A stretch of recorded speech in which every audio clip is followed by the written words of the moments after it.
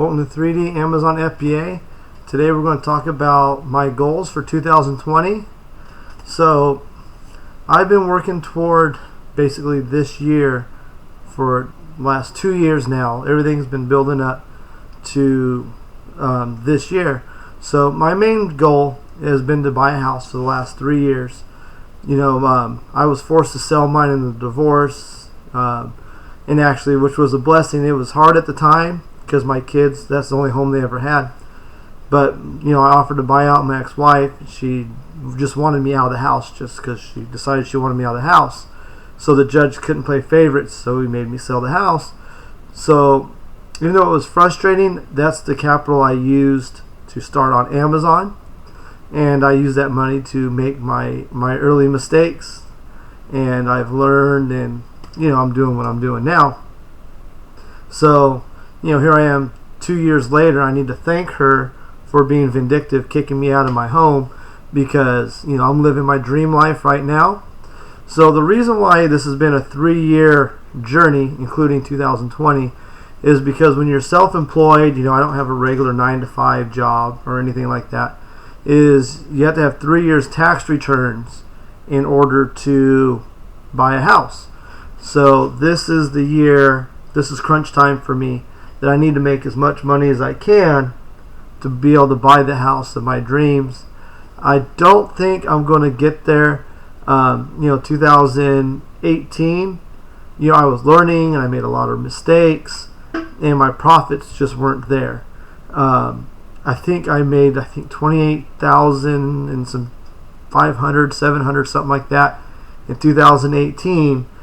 So, and then last year I made 44,000, and I need it all comes down to, I guess the math is a 3-year average of your income, if I understand it correctly.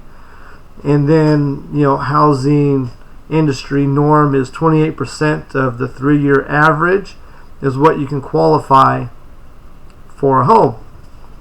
So I sat down the other night and I spent a couple hours.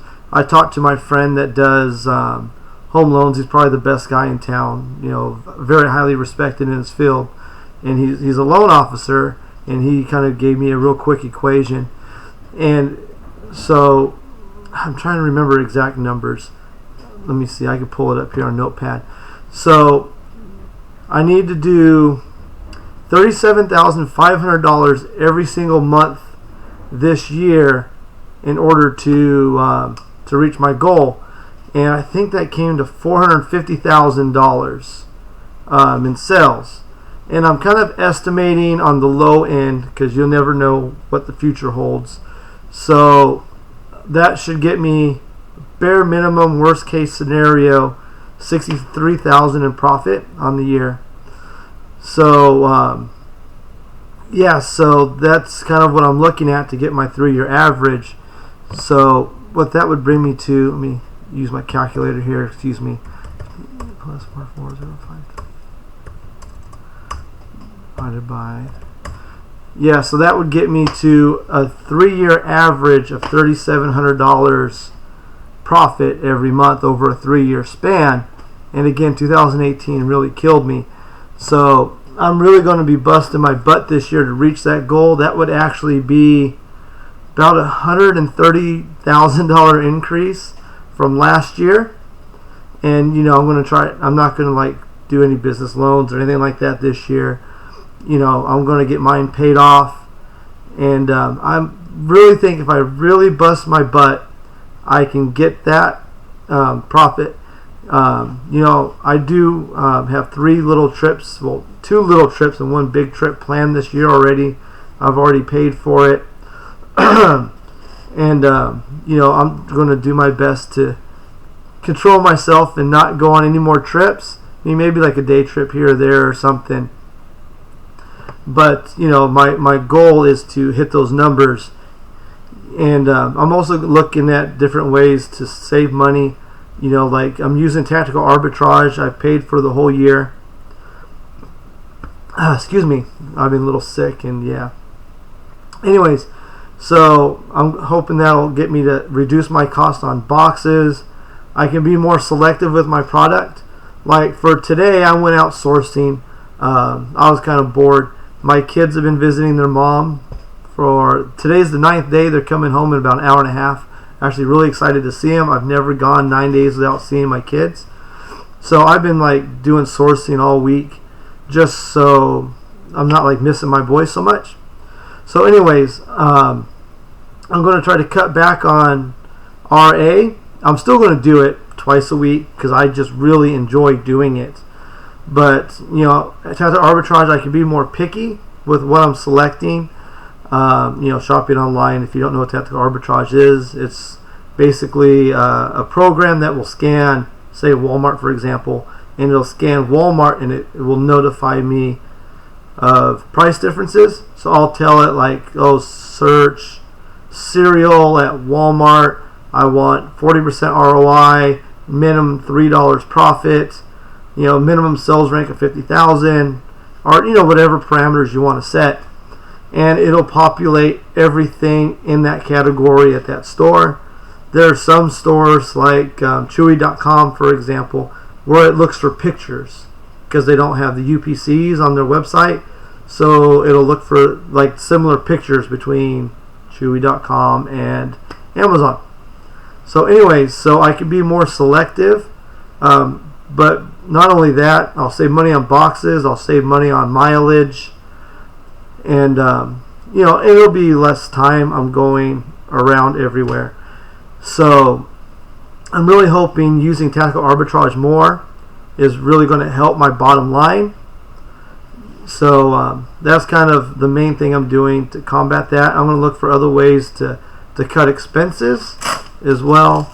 I don't have much that I spend money on except for boxes mainly and bubble wrap. But last year I bought my shelving unit here, the little desk my computer's on. I bought actually I had to buy 2 scales. I bought 1 scale. It lasted like 6 months, and the LED screen stopped working, and I had it too long to return it. So I had to buy 2 scales this year. I bought another printer. I did the math, and I actually spent roughly $2,000 on stuff that I use for Amazon. So that's $2,000 I'm not going to spend this year. So that will help my bottom line. My credit cards are fully paid off because I was using them to build the business. Now they're all paid off. So I'm not going to be paying. That's another $2,000 I'm saving in credit card interest. So I've got things going that helps me, look better on paper this year for when it comes time to buy a house. But those are my main goals: is cut back my expenses, and mainly that's boxes is my main one, boxes and mileage, because I can't remember. I think I spent between $3,000 and $4,000 as far as how you do your income taxes, because you get 58 cents per mile, I think it is. Correct me if I'm wrong, but I think it's 58 cents per mile. So it came out to like between $3,000 and $4,000. Like I think it was like $3,800 or something like that I spent in mileage. But shopping from home, I'm not driving, so that will save me as well on paper. So, but that's basically my goal, is to do everything I can to buy the best house that I can. And the reason for that is, well, it's going to be really hard because I'm stuck in Bakersfield. I've been denied the ability to move outside of the city limits. And right now in California, where I live in Bakersfield, it's one of the fastest growing cities in the whole state of California. And the reason for that is, you got your LA, San Francisco, San Diego, all these really big towns are extremely expensive. And like the middle class can't afford to live a decent life, because it's like $2,000 for a 1-bedroom apartment in Los Angeles, and people that are like a manager at Walmart or something, they can't really afford that. So we're getting a lot of people moving here because as far as the city, we have a population of roughly 400,000 people. But people are moving here because housing's fairly cheap compared to the other bigger cities. And and our like Lancaster is like a city out in the middle of the desert, and they're part of LA County, and we're part of Kern County, and we're about an hour and a half away. And as far as size, I think we're bigger than them now, but in the early 80s, I lived in Lancaster, and Lancaster was bigger than Bakersfield. But they're part of LA County, so their taxes are higher, their sales tax is higher. Everything's more expensive to live there than it is here. So a lot of people are moving here, and it's really driving up the prices in Bakersfield. And like when I sold my house, I figured at best I'd maybe sell it for $170, and I got it like at the bottom of the housing crash. So I had quite a bit of equity, and it sold for over $180,000, and me and my realtor just couldn't believe it sold for that much money. I mean, it was in a good location and things like that, and they're really developing right where that house is located, so that probably has something to do with it. But we were like, oh my goodness, I can't believe it sold for that much. And housing prices are going up. We're talking, this is going to be 3 years later that I'm looking to buy a house again. So that's why my main focus is to make sure every little profit's going.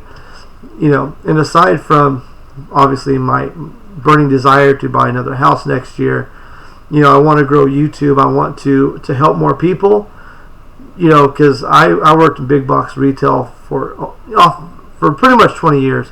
I mean, I went and did a couple other things for 6 months to a year during a 20-year span. But for the most part, 20 years of my life I spent in big box retail. And even though it's a consistent job and there's nothing wrong with working big box retail, it's a good, honest living. You work hard and there's pride at times of what you do. But it's so much more satisfying running your own business, having your own freedom.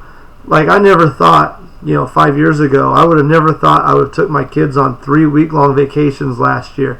This year I'm taking the kids to Disney World, and it's because I found Amazon. I spent $1,000 taking a course. Luckily, it was a good course. I don't regret any of it. I learned so much from the course. But, it kind of sucks for people that are trying to learn. I was a single dad of two kids. My kids are going to be 7 and 10 this year. But, so they're still young, but I'm a single dad, I have 2 kids, and I was making mistakes with Amazon, so I found someone I trusted, and I still trust them. I still talk to them every once in a while, and everything. But it was $1,000 well spent, but most people don't have the $1,000 to spend, and I want to help people, because, the struggle is real. And people spend so much time working their 9-to-5 grind, they miss their kids. I know I missed my kids for a long time. It felt like I never saw them for like the first year. As a single dad, I never saw my kids, and it was really hard. And I want to help people be able to spend more time with their families and to achieve their goals and their dreams. So, in order to do that, I need to grow my YouTube channel. So that's another big goal for me. I don't expect to be able to monetize it this year. I gain like 1 or 2 subscribers a day, which is cool. Slow, steady, wins the race kind of thing. And I'm glad to be able to reach more people. But I really enjoy doing YouTube. But that's pretty much my goals for this year. Is I want to reduce costs. I want to hit $450,000 in sales this year.